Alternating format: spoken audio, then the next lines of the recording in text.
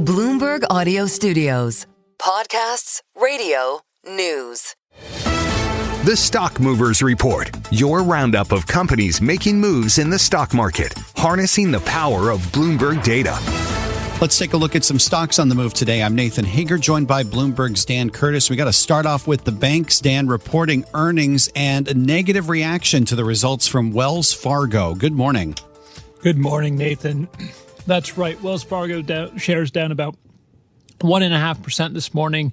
We've had the bank come out with its fourth quarter earnings. Net interest income came in at $12.3 billion for the period. That was about $100 million short of Wall Street estimates. For the current year, it sees net interest income at around $50 billion. That's signaling a rebound, and that matches analysts' outlook. So this year may be a little bit healthier than last year. Fourth quarter, it was marked by some expenses, $612 million spent on severance. That's part of the plan to cut costs. The bank is looking to save money through more automation. It came out, it iterated that again, trying to push ahead the narrative to this year. Investment bank also missed estimates. That follows JP Morgan. So we're starting to see a little bit of a trend there with those two banks being soft, and Wells Fargo CEO just commenting the bank is happy to be back on an even playing field. That's referenced the removal of an asset cap put in place in the wake of scandals. The cap was lifted in June, but the bank is again trying to push ahead to some rosy optimism. Okay, so while Wells Fargo tries to focus on the positive here, we're seeing a pretty firmly positive reaction to the other bank that's reported so far this morning, and that would be Bank of America.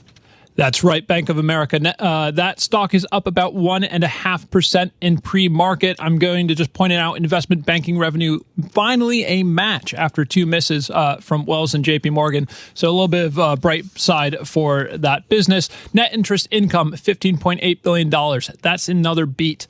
Bank of America's trading revenue with adjustments in at $4.5 billion, a little softer than estimates on the fixed income side, but equities came back, countered that, pushing the overall figures to be very positive. CEO Moynihan came out pretty bullish on the U.S. economy this year, so he's bringing some strength into the U.S. economy. That counters the tone of Jamie Dimon, who is a little bit more hesitant around the risks that the U.S. faced in 2026. Okay, so while we continue to watch the bank earnings, we are also continuing to watch the bidding war for Warner Brothers Discovery. We might have some new developments there when it comes to Netflix. Exactly. I watch Netflix for drama, not the streaming, but the news. So Netflix has discussed switching its offer for Warner Brothers to an all-cash deal. That's according to people familiar with the matter. The original agreement was a mix of Netflix equity with cash. Netflix is hoping by switching that to an all-cash deal, that could expedite an acquisition. It's battling Paramount Sky. The CEO, David Ellison, and his father, Larry Ellison, have launched a tender offer for Warner. The Ellisons have also sued to get more details about Warner Brothers' valuation of Netflix's offer because Warner Brothers has recommended that its shareholders back the Netflix takeover. Just 30 seconds left here, Dan, but we got to talk about the most actively traded stock this morning. What's going on with Intel?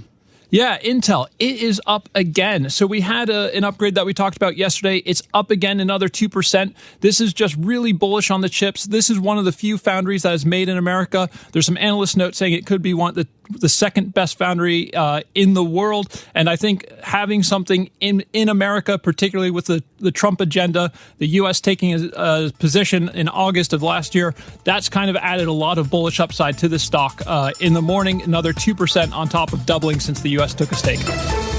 The Stock Movers Report from Bloomberg Radio. Check back with us throughout the day for the latest roundup of companies making news on Wall Street. And for the latest market-moving headlines, listen to Bloomberg Radio live. Catch us on YouTube, Bloomberg.com, and on Apple CarPlay and Android Auto with the Bloomberg Business app.